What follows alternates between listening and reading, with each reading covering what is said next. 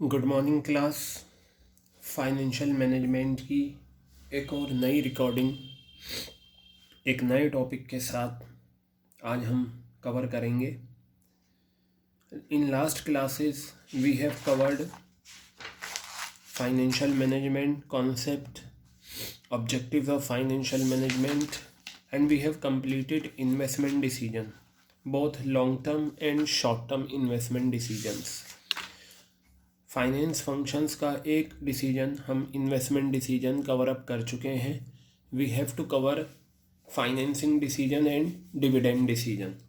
अब हमें ये दो डिसीजन कवर अप करने हैं। तो बेटा देखिएगा, ये दो डिसीजन, फाइनेंसिंग डिसीजन सबसे पहले हम करेंगे। देखिए, मैंने आपको बताया था एक कंपनी को पैसा चाहिए होता है बिजनेस करने के लिए। कंपनी कहाँ से पैसा ले? कंपनी के पास बहुत सारे सोर्सेज होते हैं फाइनेंस के, लेकिन जो हम बेसिकली पढ़ेंगे वो हम दो सोर्सेज लेकर चलते हैं। एक होता है शेयर्स और एक होता है डिबेंचर्स। शेयर्स में भी स्पेशली इक्विटी शेयर्स की हम बात करते हैं। ठीक है, तो हम इक्विटी की ही बात करेंगे क्योंकि अब प्रेफरेंस शेयर्स इशू नहीं होते, इक्विटी शेयर्स इशू होते हैं और डिबेंचर्स। तो चलिए देखिए फाइनेंस डिसीजन क्या कहता है। ठीक है, जैसे फॉर एग्ज़ाम्पल बेटा मान लीजिए मैंने अपनी रिक्वायरमेंट देखी, कंपनी ने अपनी रिक्वायरमेंट देखी कि हमें 1 करोड़ रुपए की ज़रूरत है। कितने करोड़ रुपए की ज़रूरत है? 1 करोड़ रुपए की ज़रूरत है। क्लियर हो गई बात? इसमें से कितना अमाउंट, 1 करोड़ रुपए में से कितना अमाउंट हम इक्विटी शेयर से हासिल करें और कितना अमाउंट हम डिबेंचर से हासिल करें। ठीक है, यही फाइनेंसिंग डिसीजन होता है। क्या होता है? यही फाइनेंसिंग डिसीजन। फॉर एग्ज़ाम्पल मैंने कहा भाई 70 लाख रुपए इक्विटी से लेने हैं। कितने लेने हैं? 70 लाख रुपीस इक्विटी से लेने हैं और 30 लाख रुपए हमें किससे लेने हैं? डिबेंचर से लेने हैं। ठीक है, तो इसने हमें आंसर दिया कितने का, हाउ मच, 70 लाख रुपए इक्विटी से और 30 लाख रुपए डिबेंचर से हम हासिल करेंगे। तो चलिए देखते हैं डेफिनेशन फाइनेंसिंग डिसीजन की। बेटा ये जितने भी डिसीजन है ना इस टॉपिक में, हर डिसीजन के कॉन्सेप्ट के साथ फैक्टर अफेक्टिंग है, तो आप फैक्टर अफेक्टिंग बहुत अच्छे से प्रिपेयर करेंगे। तो यहाँ देखिएगा लिखा हुआ है financing decision is concerned with decision. Financing decision किन डिसीजन के साथ कंसर्न है? अबाउट हाउ मच फंड, कितना fund are to be raised. Raised का मतलब होता है रिसीव करना। जब भी हम फंड की बात करते हैं तो वहाँ ये वर्ड आता है रेज्ड। तो बेटा फाइनेंसिंग डिसीजन क्या है?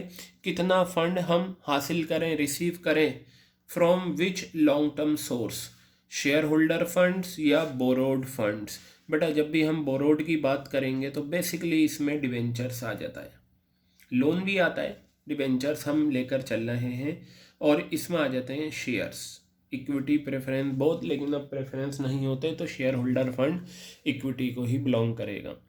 तो बेटा पता चला यहाँ ये चीज़ मेन है, how much fund, how much कितना। अगर हमारी रिक्वायरमेंट 1 करोड़ रुपए है तो हमने शेयर होल्डर फंड्स कितना लिया? 70 लाख रुपए और बोरोड फंड कितना लिया? 30 लाख रुपए। ये काम कौन करता है? फाइनेंस मैनेजर करता है, क्योंकि हमें ये देखना होता है कि हम जिस सोर्स से भी पैसा ले रहे हैं। देखिए एक चीज़ सुनिएगा, अब आपके दिमाग में एक सवाल आ सकता है कि सर क्या ये पॉसिबल है कि सारा का सारा पैसा हम डिबेंचर से ले लें या सारा का सारा पैसा हम इक्विटी से ले लें? बेटा अगर हम सारा पैसा डिबेंचर से लेंगे ना 1 करोड़ रुपए, तो डिबेंचर होल्डर्स तो कंपनी के लेनदार होते हैं। ठीक है, फिर तो इसका मतलब ये है कि कंपनी में कोई मालिक रहेगा ही नहीं। क्लियर हो रही है बात या नहीं?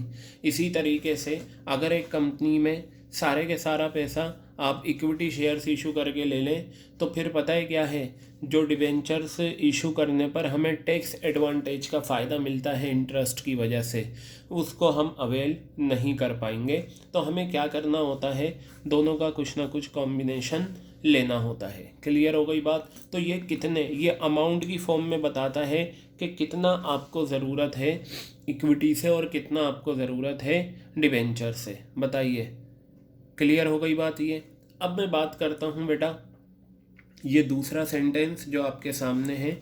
Financing decision determines, financing decision क्या करता है, पता लगाता है overall cost of capital.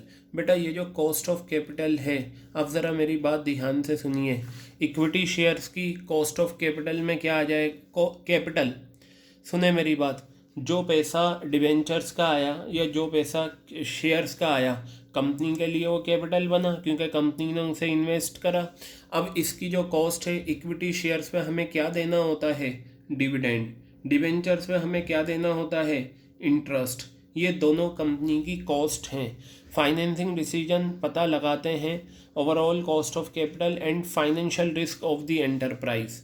Dividend का देना एक फाइनेंशियल रिस्क है कंपनी का, इंटरेस्ट का देना एक फाइनेंशियल रिस्क है कंपनी का। बेटा जिस तरीके से मैंने आपको बताया था, लॉन्ग टर्म इन्वेस्टमेंट डिसीजन ये हमने करा था, इसमें ये size of asset, profitability, competitiveness एक इम्पॉर्टेंट सेंटेंस है, इससे एग्ज़ाम में क्वेश्चन आता है। इसी तरीके से शॉर्ट टर्म इन्वेस्टमेंट डिसीजन में यह आपका लिक्विडिटी और प्रॉफिटेबिलिटी एक इम्पॉर्टेंट डिसीजन है, ठीक है।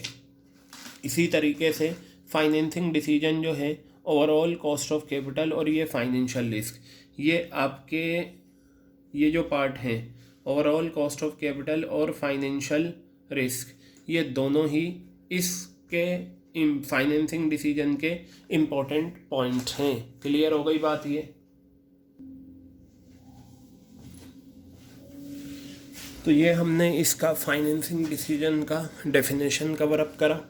अब बेटा ध्यान से सुनिएगा, फाइनेंसिंग डिसीजन के फैक्टर अफेक्टिंग, आपको ये देखना है कि ये जो फैक्टर्स आपको नीचे गिवन है, इनकी वजह से हमारे फाइनेंसिंग डिसीजन पे क्या असर पड़ता है। कहने का मतलब ये है, हर पॉइंट में आपको ये देखना है कि हम ज़्यादा पैसा इक्विटी से लें या डिबेंचर से लें, ज़्यादा पैसा इक्विटी से लें या डिबेंचर से लें, ठीक है।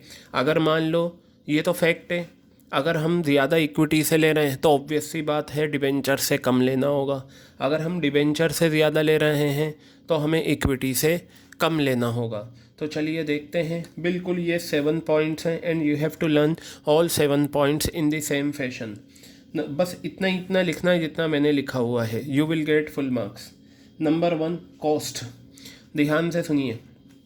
ये जो कॉस्ट होती है ना, इसका क्या मतलब है बेटा, जब कंपनी शेयर्स इशू करती है, ठीक है, पब्लिक से पैसा लेती है, तो पब्लिक की उम्मीदें होती हैं हमें बदले में क्या मिलेगा। कंपनी ये कहती है कि हम आपको डिविडेंड देंगे, कंपनी डिविडेंड देती है, ये कंपनी की कॉस्ट होती है, कंपनी का खर्चा होता है। तो बेटा ये इस कॉस्ट का मतलब क्या है, डिविडेंड, और ये डिविडेंड शेयर होल्डर की इनकम बन जाएगा। लेकिन हमें कंपनी के पॉइंट ऑफ व्यू से देखना है कि कॉस्ट का मतलब क्या होता है, डिविडेंड, एंड कॉस्ट का मतलब क्या होता है, इंटरेस्ट। अगर कंपनी ने डिबेंचर्स इशू करे हैं तो उस पर कंपनी क्या देती है, इंटरेस्ट देती है। तो वही बात यहाँ बताई, the cost of obtaining funds, fund obtain करने की जो कॉस्ट होती है थ्रू डेट, डेट का मतलब डिबेंचर्स, याद रखना when we talk about debt it means debenture. कहने का मतलब ये है डिबेंचर्स या इक्विटी शेयर्स की जो कॉस्ट होती है वो अलग अलग होती है। बिल्कुल सही बात है। देखिए डिबेंचर्स की तो फिक्स होती है, जब आप डिबेंचर्स ख़रीदते हैं तो उसमें लिखा होता है 10% डिबेंचर्स या 11% या 12%। लेकिन बेटा इक्विटी शेयर्स का जो डिविडेंड का रेट होता है ना, वो फिक्स नहीं होता।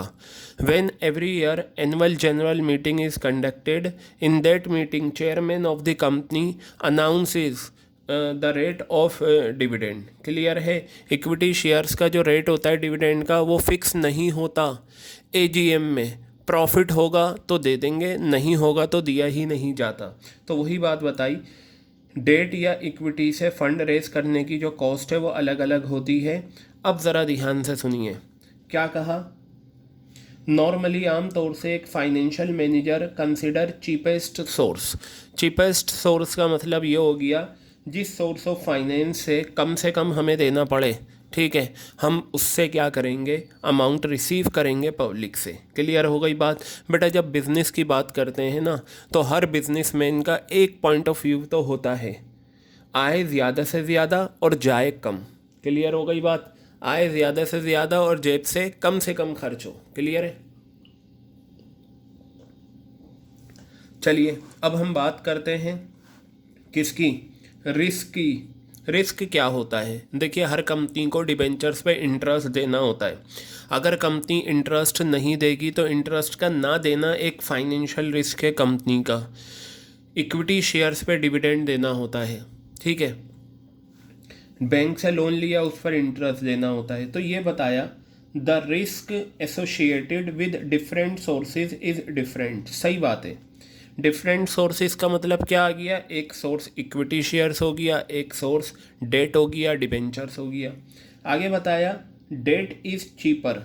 डेट चीपर क्यों है? क्योंकि आगे अभी हम सीखेंगे, ठीक है। डेट चीपर है लेकिन ये ज़्यादा रिस्की है एक बिजनेस एंटरप्राइज के लिए। क्यों? क्योंकि कंपलसरी होता है डिबेंचर्स पे इंटरेस्ट की पेमेंट करना और एक टाइम के बाद प्रिंसिपल अमाउंट मैच्योरिटी डेट पर देना। देखिए मैं आपको बताता हूँ, जैसे मान लीजिए एक कंपनी है, 10% डिबेंचर्स कंपनी ने इशू करे यानी कि बेचे। कितने के? 5 लाख रुपए के। अच्छा, ये जो डिबेंचर्स होते हैं इनका एक टाइम पीरियड होता है। ये एक टाइम पीरियड के लिए क्या किए जाते हैं? इशू किए जाते हैं। सपोज़ 5 साल के लिए हमने ये डिबेंचर्स इशू करें। क्लियर है बात ये?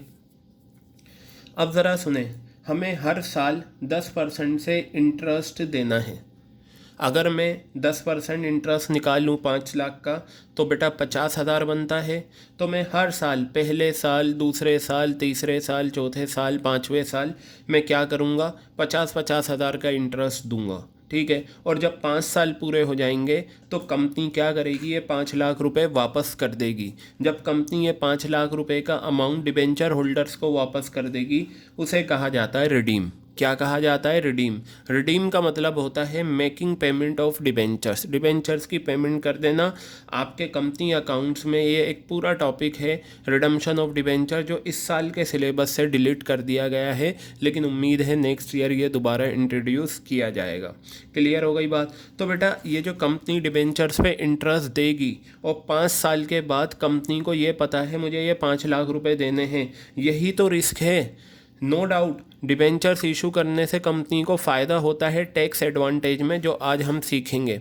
लेकिन क्या है, डिबेंचर्स के साथ रिस्क बहुत जुड़ा हुआ है। वो रिस्क क्या है?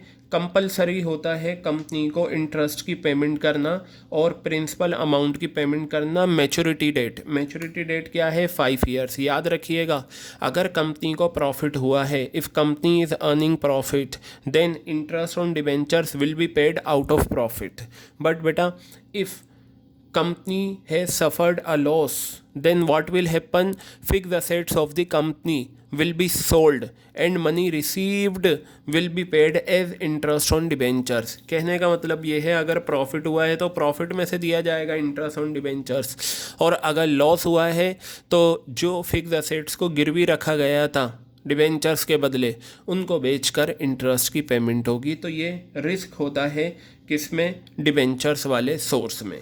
आगे बताया any default in meeting these commitments. अगर आपने कोई भी डिफ़ॉल्ट करा इंटरेस्ट की पेमेंट करने में या डिबेंचर्स की पेमेंट करने में, तो इससे बिजनेस जो है इनटू लिक्विडेशन बंद हो सकता है हमेशा के लिए। जबकि ऐसा कुछ भी नहीं है इक्विटी के केस में। इक्विटी शेयर्स में पता है क्या होता है? इक्विटी शेयर्स में ये होता है कि अगर कंपनी को नुकसान हुआ तब तो डिविडेंड दिया ही नहीं जाता, और अगर कंपनी को फ़ायदा हुआ है तो it depends upon the discretion of the directors whether they want to give dividend to equity shares और नॉट। क्लियर हो गई बात? और जो इक्विटी का पैसा होता है वो कंपनी की लाइफ टाइम में कभी भी वापस नहीं होता। जब कंपनी हमेशा के लिए लिक्विडेशन में जाएगी, बंद होगी, वाइंडिंग अप होगी, तब जाकर हम उसे देते हैं। तो बेटा ये दूसरा पॉइंट था आपका रिस्क का। क्लियर है बात? अब तीसरा पॉइंट आ जाओ।